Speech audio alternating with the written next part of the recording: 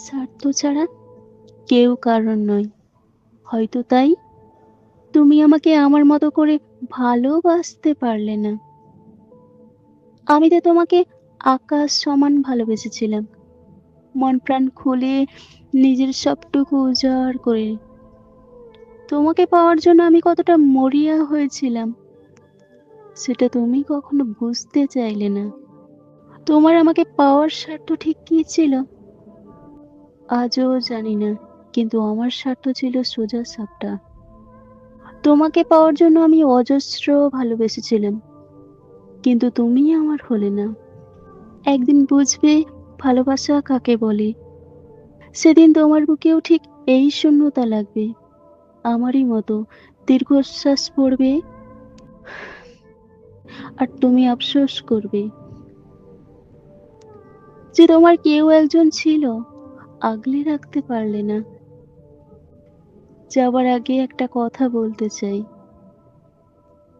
আমার সাথে কাটিয়ে যাওয়া হাজারটা অমূল্য স্মৃতি, হাসির খণ্ডচিত্র, ব্যথার ভাঙার শব্দ, সবকিছু নিয়ে আমি যত গল্প লিখি, শেষে তুমি আমার হলে না। হাজার স্মৃতিও আমাকে তোমার করে রাখতে পারলো না। হয়তো তুমি বুঝতে পারবে না, হয়তো তুমি বুঝতে পারবে না কখনো আমার ভাঙা চোরা মনটা তোমার জন্য কতটা জোড়া লাগানোর চেষ্টা করেছে।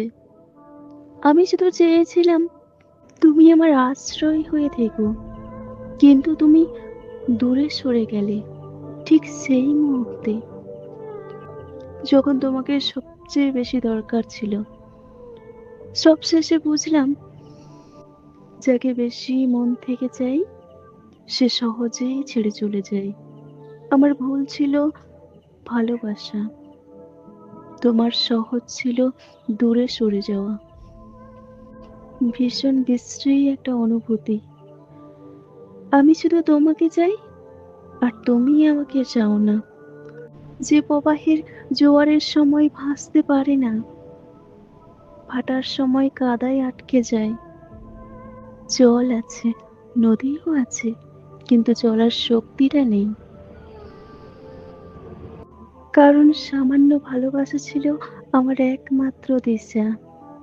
যদি তুমি থেকে যেতে আমার পৃথিবী বদলে যেত, কিন্তু তোমার উদাসীনতা দিনে দিনে আমাকে ভেতর থেকে এমন ভাবে ক্ষয় করেছে যেন কেউ আমার ভেতরের মানুষটাকে মুছে দিচ্ছে।